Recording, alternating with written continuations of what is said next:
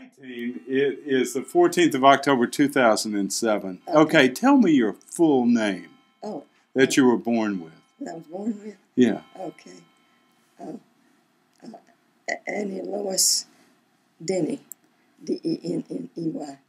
Denney, and then you married Anderson. Uh-huh. What was his name? Charles William Anderson. Yeah. And where was he from? He was from Tennessee. Yeah, where? And I had gone to D.C. To get a job, and Now, wait a minute, stop. Okay. D.C.? You mean Washington D.C.? Wow.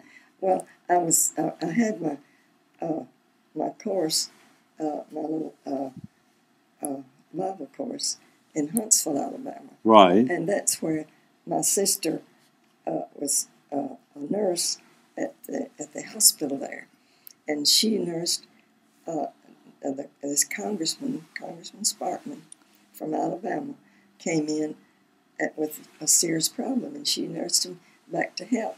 So when she's talking with him, she said, "Mr. Sparkman, do you think that you could get my little sis a job in D.C. when she gets through with her course?" And he said, "Tell her to write me." So I did. I sat down and wrote him a long letter, and he called, or wrote, I guess, I don't know whether he called her, my sister, and said to tell her to come on, that I can find her a job. So he met me at the Union Station in Washington, D.C., and he said, I'd never seen him. I knew him from Adam, but he described himself, and Ethel did too. My sister did too. And she said, he's tall and got wavy hair, and he's big guy. He was a big guy. And so when he met me at the station, he said, now, come on with me to the office. I've got a young girl that's working part-time, and she'll take you home with her and give you space to stay until you can get your... See, then you didn't have apartments. You had rooms. You had boarding house rooms, and that was all you had then. So anyway, he said, I'll find you, I'll get you a job, and I'll call my friend over at Department of Agriculture and tell him I've got a girl here from Alabama. And see, that's where they were all from. The guy that ran the Department of Agriculture and Congressman Sparkman, which became a senator later, they were both from Alabama, and they look after their own. You know, back then they did. I don't know what they do now, but Mr. Sparkman, Mr. I can't think of his name now. He was from Guntersville, Alabama, but he said, send her on over, and we'll interview her and see if we can find a job for her. So he put me in a cab, and well, I guess I took a bus or whatever, I don't know, because I had already left his office and went with my friend Lucille Wooten was her name. I never will forget her name. And she had taken me out to a little place where she stayed in Congress Heights and rode the bus out there. And she said, you can stay with me, Ann, until you get a place to stay. So I did, and then Congressman Sparkman called me. No, I guess he called me, I guess, and said he said to come on over to the Department of Agriculture, and he'd get you a job, but you had to take a test. So I went over and saw him. I'm trying to think of his name. I know his name just as good. But anyway, he was from Alabama. And he said, you have to take a test. And I said, okay. So I had taken, in my business school, I had taken shorthand and typing. And I had typing in high school, too. And I was pretty much of a whiz at typing. I hated shorthand. But anyway, he said, I think his name, I can't think of his name now.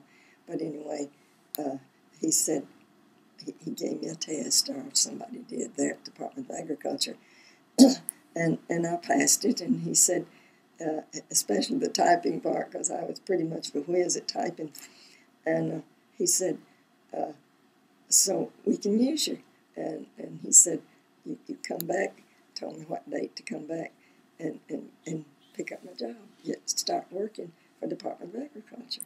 So that's what I did, and I kept going to this little school to keep active with my typing and all that. And so one day I was sitting there, and Bill, I call him Bill, his name's Charles, but I call him Bill, and he said, look there, Ann, he said, there's some money under your chair. He evidently put it there, because I sure didn't have any money to put under there, I'll tell you that. So he pulled it out, and it was $2 kind of rolled up, And he said, let's go to a movie and have a banana split. That's all. That's what you could do on a $2 bill. So we did. We went to a movie and got us a banana split at the little drugstore there in D.C. And he had moved there with a family from Nashville. He had gone there with a little family that he had known for a long time. And so he told him, he said, well, I'm trying to find me a job. And so I got my job first. And he was still looking at the Navy Department and the War Department and different departments trying to get a government job. And so he said, as soon as I get a job, we'll get married. And I said, it's too soon for that. I said, I'm not ready for that. And he said, I want to get married. And I said, well, we hadn't known each other that long. I said, it's way too soon for that. So anyway, he rode back and forth with me on the bus to Congress Heights. That's where my friend lived. And the Swedish little family. And I can't think of their names either. But that's been a long time. But anyway, while I was working at the Department of Agriculture, my sister, Mary, that was head nurse at this little hospital in Roanoke, Alabama. So she got in touch with Ethel, the one that worked at the hospital in Huntsville, Alabama, and said, let's go to see Ann. And Mary said, I can't go right now, but I can go later. So Ethel said, well, I can't go later. So Mary came and visited me, and the King and Queen of England was there. And so Bill and I had broke up. He'd seen me coming back from the movie with a whole bunch of kids, and when I walked in, he was a very jealous person, and I walked in the door, he said, this is it. And I said, what do you mean this is it? And he said, well, we're just breaking off. He said, I see that you're not through running around. And I said, well, I don't know what you're talking about. And I said, I went to a movie with a bunch of kids. I said, how could that be running around? And I just started pulling off everything. He'd given me a watch and a ring and all that stuff. I just started pulling it off and putting it in his hand. And he said, well, you evidently agree. And I said, what's there to agree about? I said, you've told me this was it. So I said, okay. So anyway, he said, well, so when Mary came, my sister Mary came, she said, do you mind if I call Bill and ask him if he wants to come and watch the parade with us? And I said, I don't care. I said, that's up to you and Bill. I said, he and I broke up. I said, it's up to you. So she said, okay. She said, I called him. So she did. And he came over, of course. So she said, I saw the writing on the wall right there. She said, when the King and Queen started buying that big old open car with President Roosevelt sitting in the front seat with that big cigar in his mouth, or a cigarette or whatever, she said, I couldn't see. She's shorter than I was, and that's short. And she said, I can't see, Ann. She said, all these people in front of me. And And I said, well, I can't either. So Bill got me and put me on his shoulder so I could see. And she said, I saw that was it right there. She said, I knew I couldn't win him over from you right there. So she said that was it. So anyhow, we went to, we had 3 other girls and went to the World's Fair in New York. So while she was visiting me in Washington, D.C., we went to New York to the World's Fair. That was in 1939. And so we stayed at, I can't remember the name of this hotel now. I've got a card on it. It was right downtown, though, and one of the nicest. And I think we paid $1.50 a piece for 3 days. We had the best time. We got on this scenic bus and rode all over New York. They take you by this beautiful Japanese gardens and all of those places. Then we got on the boat and rode over to what's the name of the place?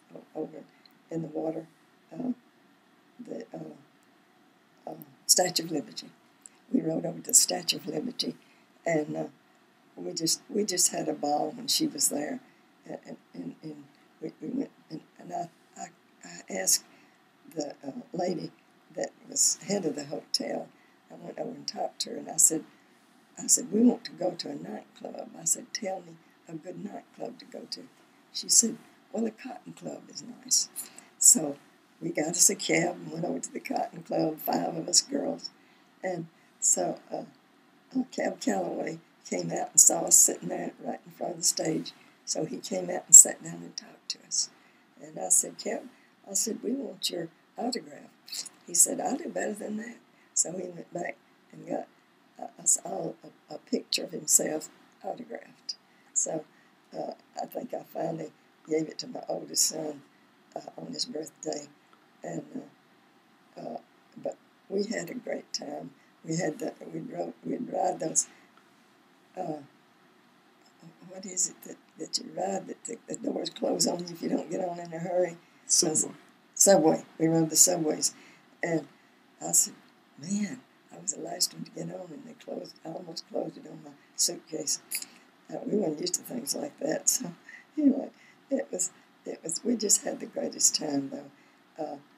We went up in the Radio City, and I think that was kind of the start of TV, because he told us, he said, go in the next room and look on the wall. So we did, and he flashed the TV, whatever it was, radio, whatever it was. He flashed it into the. Is it time to change? He flashed it in town for us to see, and that was sort of the beginning of TV, I guess. So it had a picture on the wall in a screen. In a screen, it was from moving. From the screen on the other side, in the other room. That is the beginning of TV. Yeah. And that's about the time it was. Yeah, in Radio City. Yeah, and there was a guy named Sarnoff. Is that right? Who ran RCA at that time, yeah. And he was there too. Yeah. Let me ask you something. So you came back to Washington. Tell me about the feeling of Washington in 1939. Obviously, Roosevelt and some of the powers there, they felt that war was coming. Yeah. Did you feel that? Well, I tell you, I was sent to the White House from my department. They took 4 different departments. But wait, when was that? That was when that was after we went back from New York. After we'd gone back from New York, and my sister went home, and she was working. She was working in D.C., but she went back to her job anyway, and I can't remember the details on it. But anyway, then they detailed people from 4 different departments, and Department of Agriculture was one of them, because they needed people to answer letters. And when I went to the White House, they had a big pool with people. They called it a pool, with typewriters just going flying. And so they put me at a desk where it had all these Department of Agriculture letters written into, and we had to answer them, but it was a form letter. You know, we just had to put the addresses and address envelopes and all that stuff. And because it was pretty much a form letter. I think one time they called me in for dictation, and I was a nervous wreck. But anyway, I worked in there for a while, and Miss Pratt, one of the ladies in another department, needed help. So she came and asked for me to come in and help her. Well, I went in, and that was the beginning of my working with Mrs. Pratt in her little office. And there were just two of us in there. And then on the outer place, there was two more men that worked too, and signed checks and all that sort of thing. And so I'd get calls from the departments, different departments, and they'd come in there and say, "Ann, can you type something for me? I just need a short thing." It was a bill. Mr. Miller, he came in and he said, "I just need I need to get this bill over there to Department of Congress or Senate, whatever." And he said, I need it typed up. Could you do it for me?" And I said, I was a nervous wreck because I know you can't make mistakes and you can't erase or anything, but it was a short bill. So I made it through it. And he came in, he said, "You got it all ready?" And I said, "Yeah, I got it already." So he took it and hightailed it over to to Congress or Senate, whatever it was. And so you always having calls. And one day, I'm trying to think of his name. Sometimes I can think of people's names, and sometimes I can't. But this guy came in and he said, "Ann," he said, my secretary's sick, and I need somebody to pinch hit for me. Could you go with me on this trip?" And I said, "What trip is that?" He said, "Well, it's the president's trip. He's meeting Stalin and Churchill out in the middle of the ocean, and we have to fly there and get on that ship." And I said, "Well, how long is that going to take?" And he said, "Well, we'll be gone weeks and weeks." And I said, "I've got a little baby at home. And my husband," I said, "they would never stand for that." And I said, "It'd be a divorce when I got back." And he said, "Well, I guess you can't go." But he said, "Don't you have a babysitter?" I said, "Yeah, but not spend the night." So anyway, I did have a great babysitter. She was so sweet. And so then we were at Bill and I. That's while I was still I was working at the White House, I guess then, and the Redskins had a big game, football game. So Bill and I went to the game, and while we were there, we had heard them calling all of the personnel from the different departments, you know, the big heads of departments, and calling them out, and so he said, "Something's happened, and that's when the Japanese were easing in on us, you know. And he said, "Something's happened." So when we got out, he said, "Read all about it." And said the Japanese has declared war on us. So that's how we were declared war on, that quick, you know, no statements, no nothing. And so anyway, that was terrible. And Bill said, "Well," "I guess I'll be drafted." And I said, "Yeah, I guess you will." And so he said, "Well, I want to get married before we go, I have to go to war and have to go and fight." And I said, "Well, okay." I said, "Okay." So anyway, we got married, and that was in 1939. So, and then in 40, let's see, 42, our oldest son was born, and I was working at the White House then. Yeah. Well, let's go back for just okay, a minute. Okay. When you first started working at the White House, you were part of the big secretary pool, Yeah. right? Yeah. And then, who was this woman, Miss Pratt? Mrs. Lillian Pratt. She was in personnel and wrote out a lot of bills and things that they called on her to do, and she was really a sweet person, great person, and so when I had to leave and go, see, Bill didn't want me to stay in D.C. He did not want me to stay there, and that's where all my friends were. But he said, no, we're going to plant you at Daytona Beach. We'd visited Daytona Beach several times. He said, we're going to plant you there while I'm gone to the service. He said, I know I'll be called. So I said, well, I don't have any friends there. And he said, well, you'll make friends. So why in the world? And I agreed to it. I don't know. But we did. We moved to Daytona Beach, Florida. And so he took his physical and didn't pass it. So Lillian called me and said, Ann, come back. I'll get your old job back if you'll just come back. And, well, see, I couldn't go back. He didn't want to go back. He didn't want to go to D.C. He just had no desire to go back to D.C. So that was that. But anyway, we lived there for a while. And, well, while I was working there, though, at the White House, we had a lot of things that came up that was of interest, you know, like the King and Queen visited there, yeah. And Churchill visited there several times, and he had his own quarters. I said he'd go around half dressed.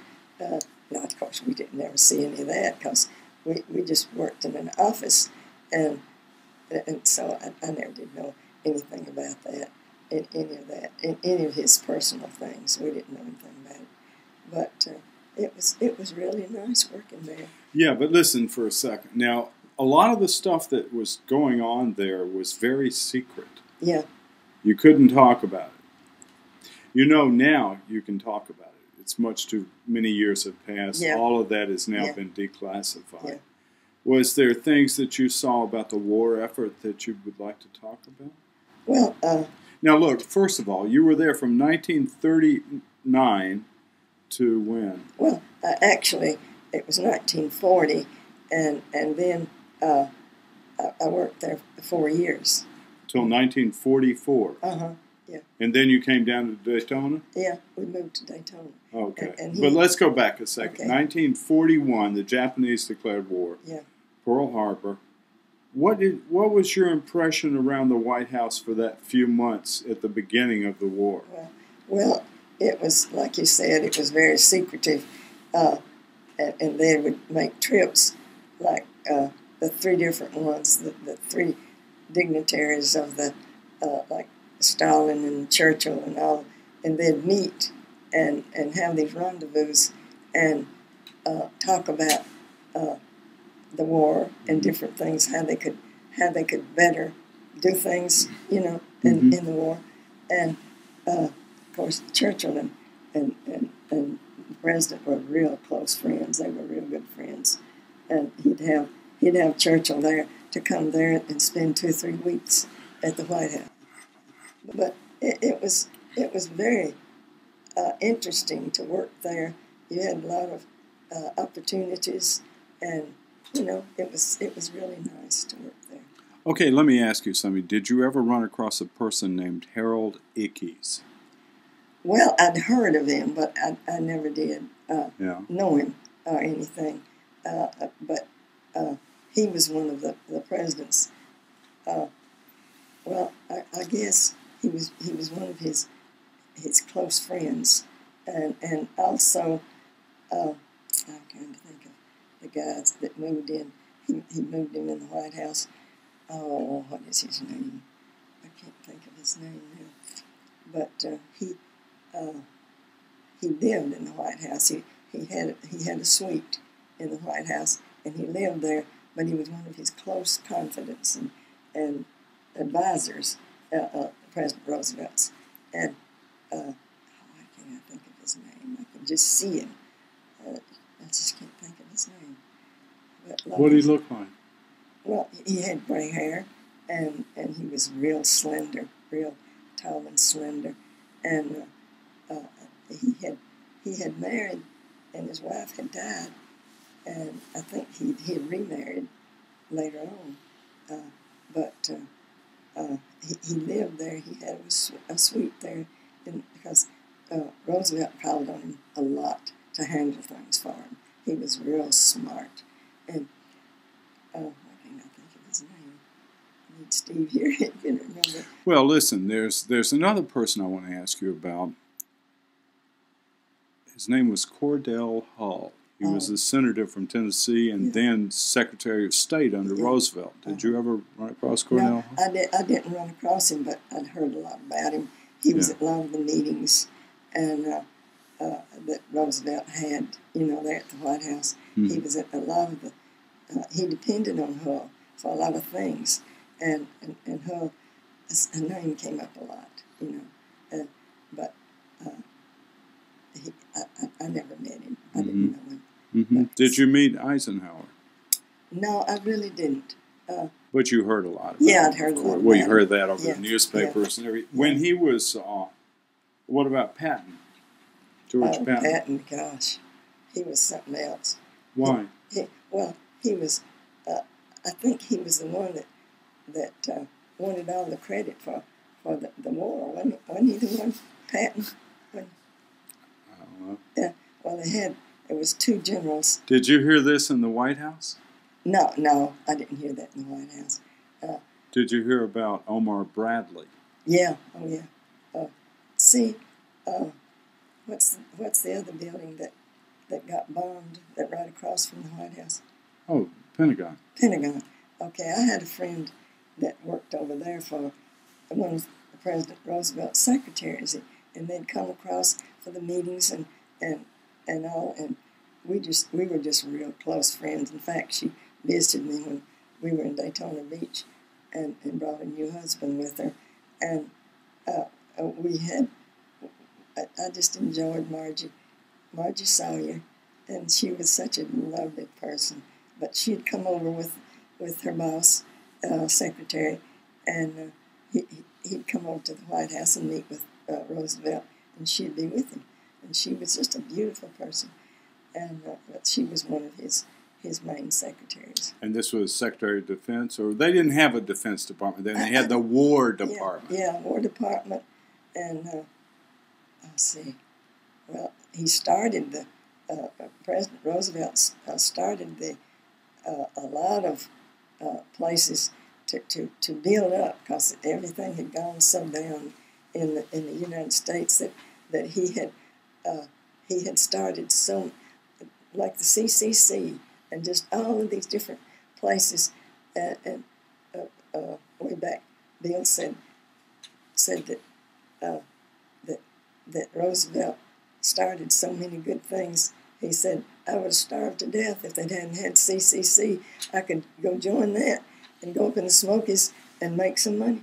And he said, at least have my food, because his parents is dead, and he was in his teens, late teens, and he had nothing. And he said Roosevelt started the WPA and just all of these things, he started. And it was just such a wonderful thing, because he pulled America out of all the depression and stuff, because it was in bad shape. We were in bad shape. Well, let me ask you again. Okay, so 1941, the Japanese, around those times, around 1941-42, Roosevelt met with Albert Einstein. Did you ever hear of anything about Einstein? No, I never did, because a lot of it was secret things, that we weren't even aware of. A lot of the things were just like this meeting that they were going to. And Mr. Long, that was his name. He was the White House. What is it they called him? He was the White House. He was the White It wasn't Russell Secret Long. Service. He was the Oh, White he's House Secret Service. Yeah, right, White House. right. And he was Mr. Long. He was the one that wanted me to go with him as secretary because his secretary was ill. He wanted you to go over to Yalta. Yeah. With them. Yeah. Well, let me ask you, I have a pal that's Miss Pratt. Yeah. You became friends with Yeah. her. Now you can read in the newspapers. Well, the Nazis have France, they have Italy, they're invading the Soviet Union, they're sending V1s into England, bombing London. Yeah. You see this in the newspaper. Yeah. Is there something that you saw there that you would like to talk to me about? Well, actually, we weren't in on a lot of these things because, you know, we just kind of hear about them, and we really wasn't in on them that much. Right. But we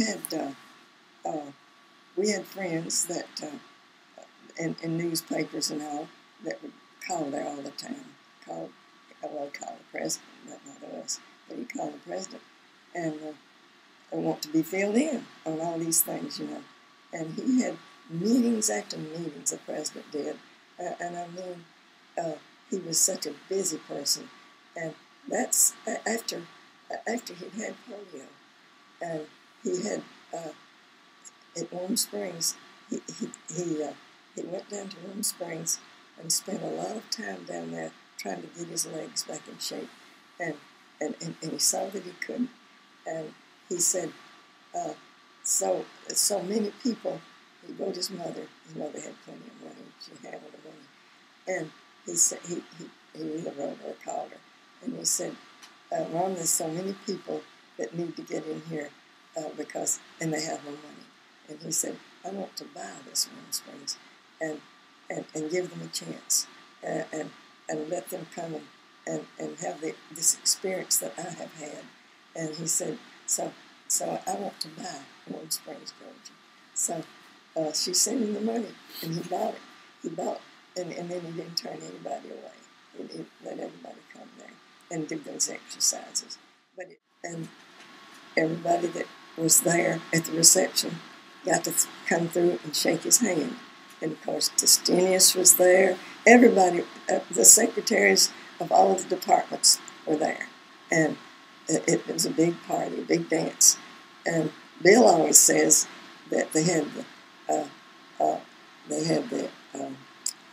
some band, and I always thought it was a naval band because he was a Navy person. Roosevelt was. He was a Navy man, and I think it was a naval. Maybe the Marine Corps band.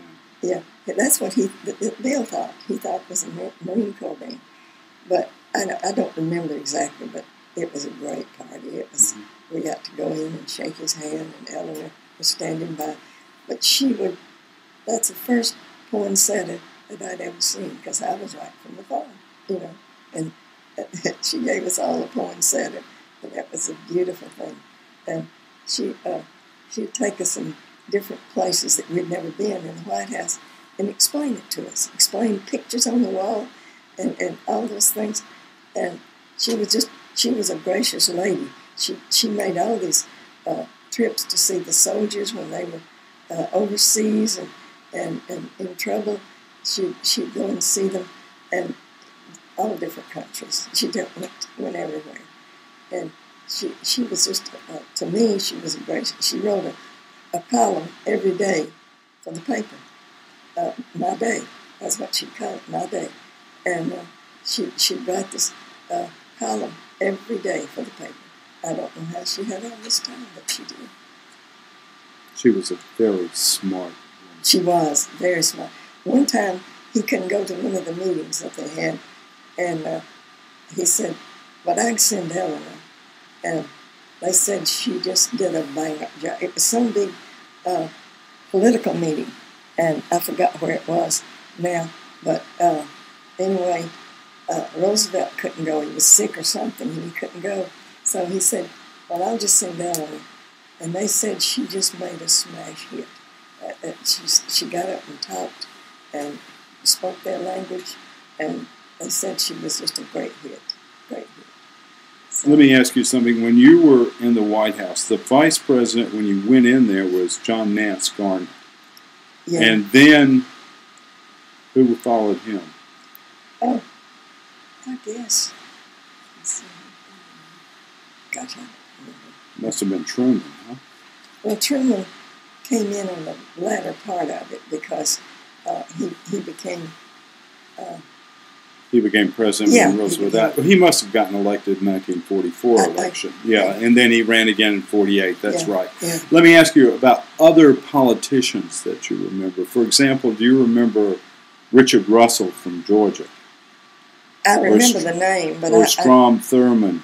Yeah, now Strom Thurmond. Did he ever visit? He came to the White House a lot. Yeah.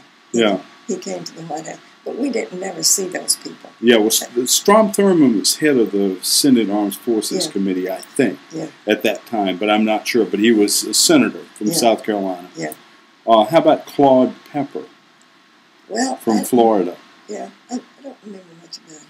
Yeah, he was a great guy. I knew him. Yeah. Let me think. Who else? Important people from that era. How about a guy who was from California then? Who was a senator from out there? Marty, I may have known at that time, but my memory's not that good anymore. Yeah, but now let's go back for a minute. 1943, the White House. Talk about the attitudes of the president and Eleanor Roosevelt. Tell me what they told you. Well, Eleanor was gone just a lot of the time. She had a confidant, a guy that went with her a lot of places. He was a lot younger than she was, but she had a lot of confidence in him, and they would talk about things. And she took him with her a lot, to different places, and she was a gracious lady, and somebody said to me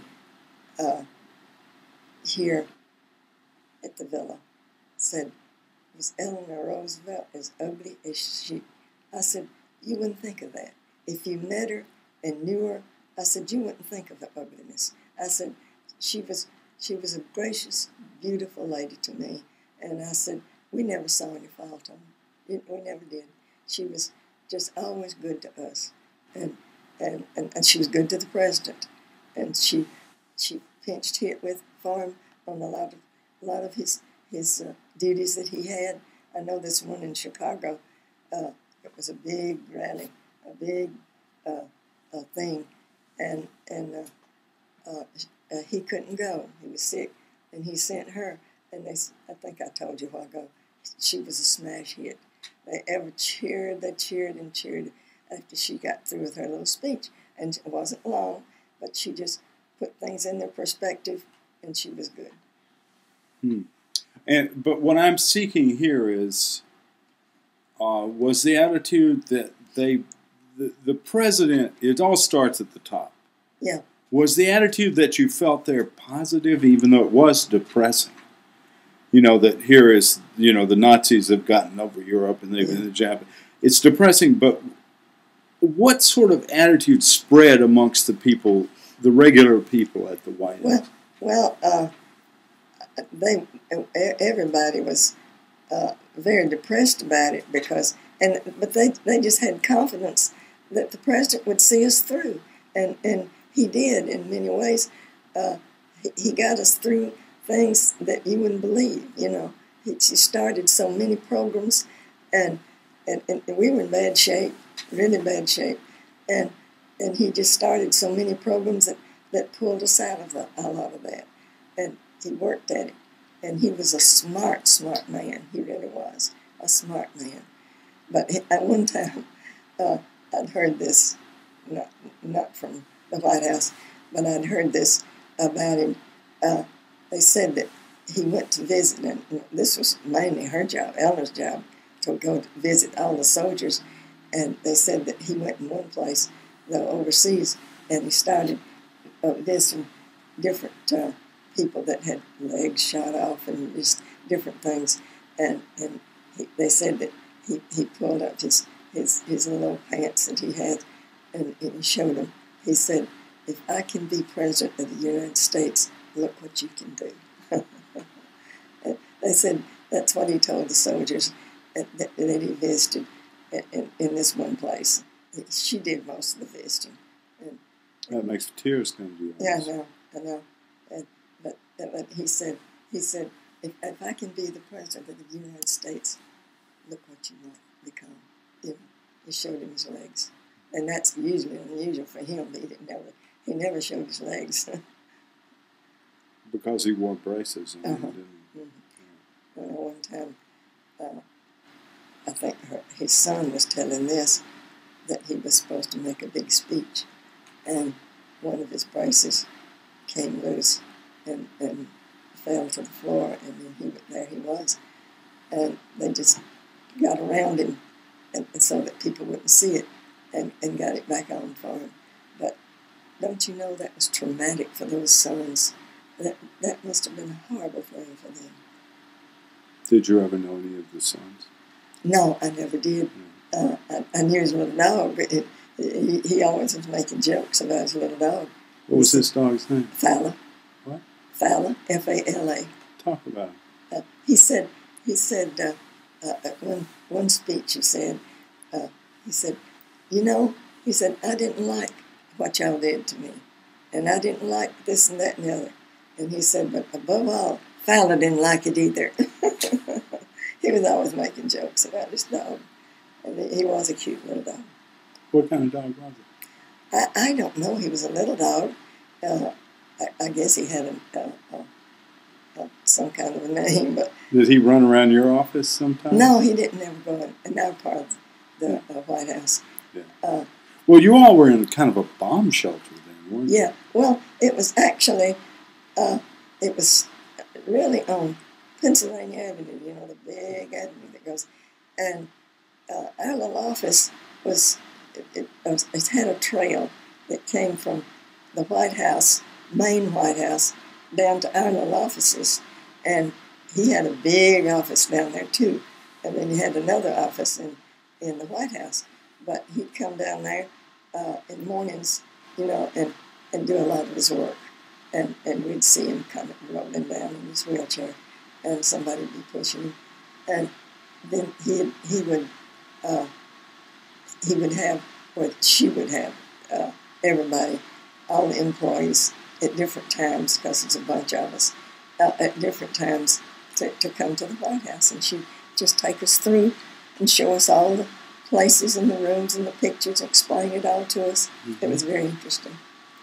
Wow. I knew his little dog, but he always was making jokes about his little dog. What was his dog's name? Fowler. What? Fowler, F-A-L-A. Talk about it. He said, one speech he said, you know, he said, I didn't like what y'all did to me, and I didn't like this and that and the other. And he said, but above all, Fowler didn't like it either. He was always making jokes about his dog, and he was a cute little dog. What kind of dog was it? I don't know. He was a little dog.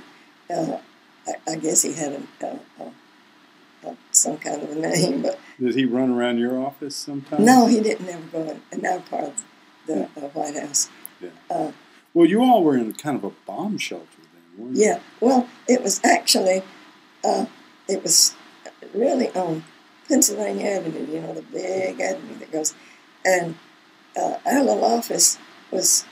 It had a trail that came from the White House, main White House, down to our little offices. And he had a big office down there, too. And then he had another office in the White House. But he'd come down there in mornings, you know, and do a lot of his work. And we'd see him coming, rolling down in his wheelchair, and somebody would be pushing him. And then he would have, or she would have, everybody, all the employees at different times, because it's a bunch of us, at different times to come to the White House. And she'd just take us through and show us all the places and the rooms and the pictures, explain it all to us. Mm-hmm. It was very interesting.